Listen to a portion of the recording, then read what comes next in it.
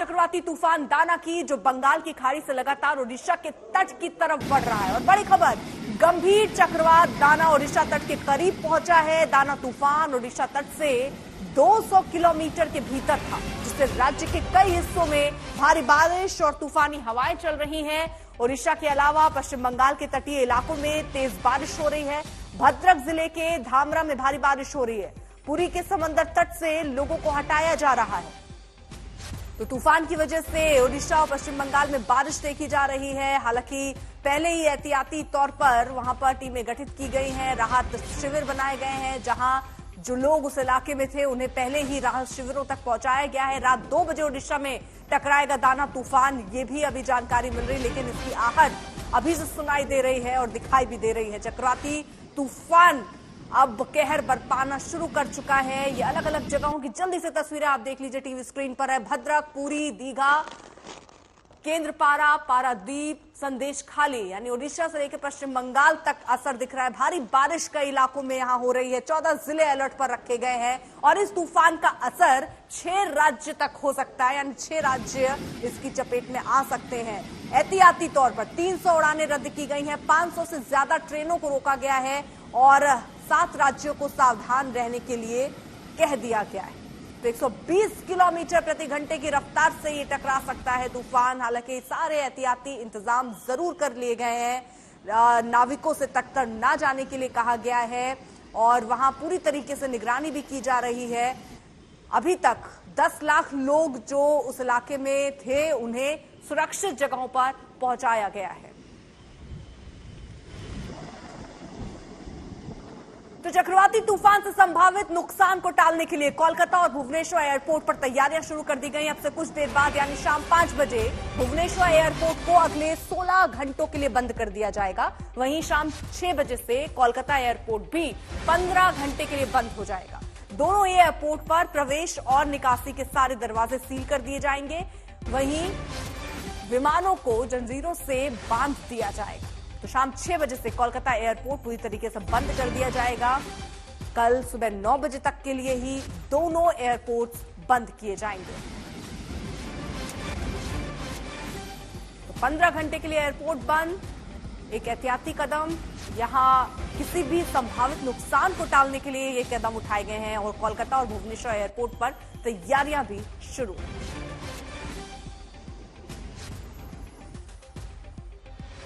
तो थोड़ी देर पहले ओडिशा के मुख्यमंत्री मोहन चरण मांझी ने बताया कि 3 लाख से ज्यादा लोगों को सुरक्षित स्थानों पर ले जाया गया है।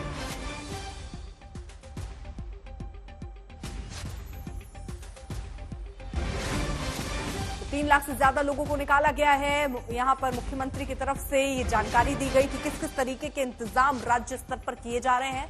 2300 गर्भवती महिलाओं को भी निकाला गया है और जो लोग वहां पर थे उन्हें सुरक्षित जगहों पर पहुंचा दिया गया है।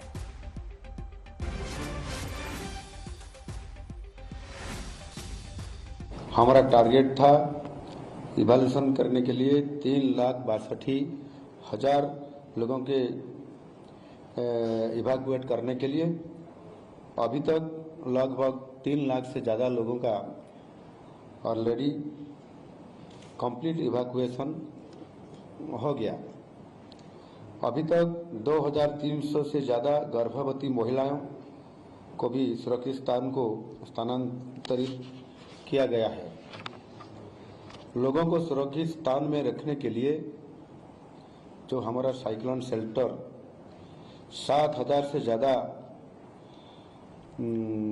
वो तैयारी और स्वतंत्र भाव में उनका व्यवस्था किया गया है।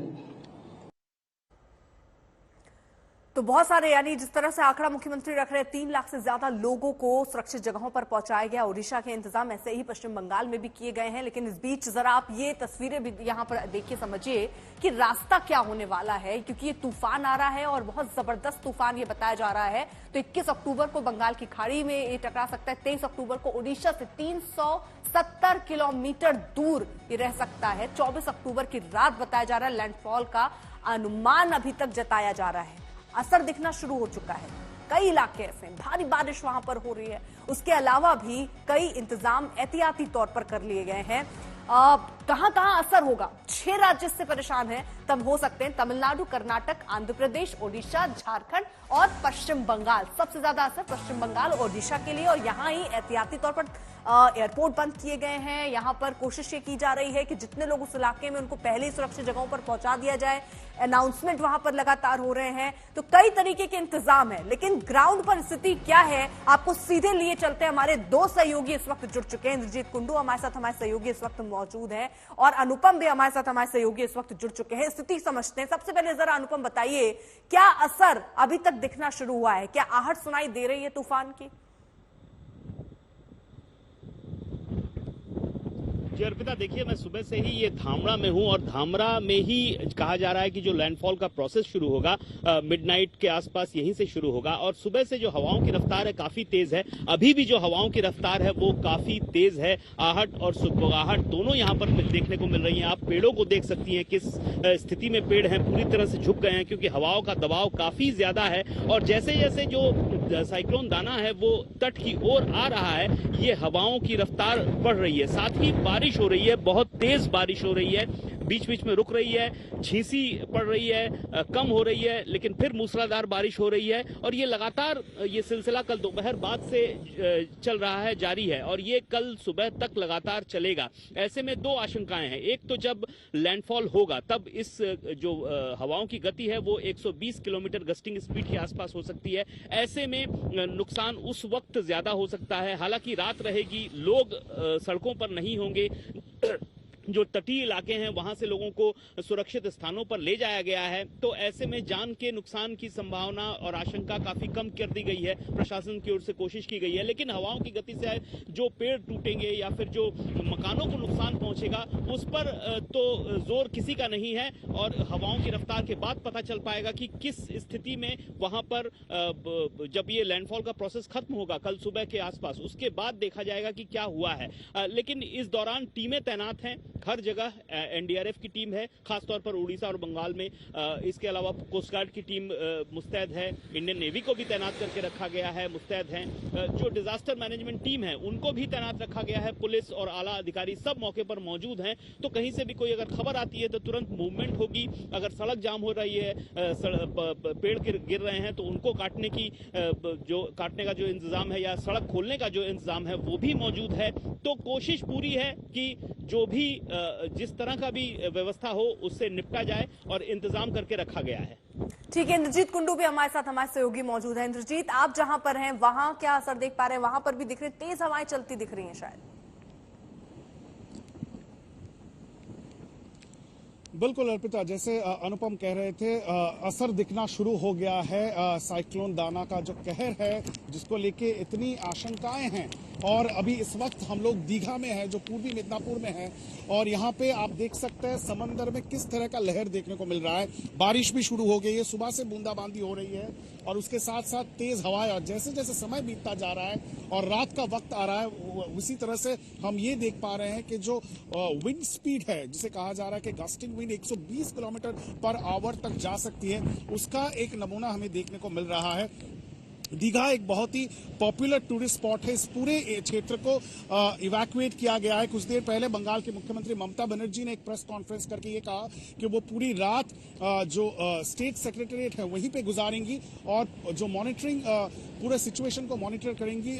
जो मॉनिटरिंग सेल बनाया गया है वहां से उन्होंने कहा कि 1.5 लाख लोगों को, 1.5 लाख से अधिक लोगों को कोस्टल क्षेत्र से इवैक्यूएट किया गया है और उनको रिलीफ शेल्टर होम्स में रखा गया है। सबसे बड़ी बात यह है कि आज रात एक काफी चुनौतीपूर्ण होने वाली है प्रशासन के लिए, क्योंकि रात को लैंडफॉल होने वाला है। करीबन 5 या 6 घंटे अभी बाकी रह गए हैं। उसके बाद कल सुबह देखना पड़ेगा सिचुएशन क्या होता है, जान माल की कोई हानि होती है या नहीं। हालांकि पिछले कुछ सालों में जिस तरह का प्रिपरेशन रहा है और आईएमडी जिस तरह से प्रेडिक्शन देता है कई दिनों पहले से, इससे काफी असरदार रहा है, और प्रशासन की ओर से पुख्ता इंतजाम किया जाता है ताकि कोई भी लोग बाहर ना निकले। आप देख सकते हैं ये पूर्वी मिदनापुर जिले का दीघा का प्रोमेनाड है, और यहाँ पे अभी कोई नहीं है, सिर्फ पुलिस और प्रशासन के लोग हैं। और वही ये कह रहे हैं कि अगर कोई टूरिस्ट, जितने भी लॉजेस है या जितने भी होटल्स हैं, उन सबको खाली कर दिया गया है। जो लोग यहाँ के लोकल्स हैं उनको इवैक्यूएट करके रिलीफ शेल्टर में ले जाया गया है। और पानी का लहर काफी बढ़ता हुआ दिख रहा है।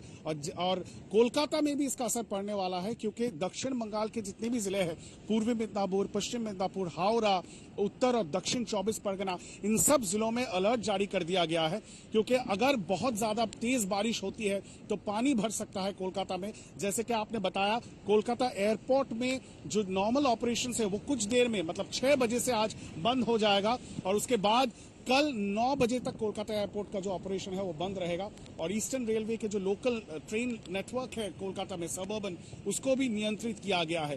तो काफी अलर्ट इस वक्त दिख रहा है पूरी प्रशासन दोनों ही राज्यों में, पश्चिम बंगाल और उड़ीसा में। अर्पिता, जरा ये भी इंद्रजीत बता दीजिए कि उस आसपास कितने लोगों को वहां से अभी निकाला गया, सुरक्षित जगहों पर पहुंचाया गया, और राहत शिविरों का क्या हाल, क्या वहां पर्याप्त सुविधाएं हैं लोगों के लिए?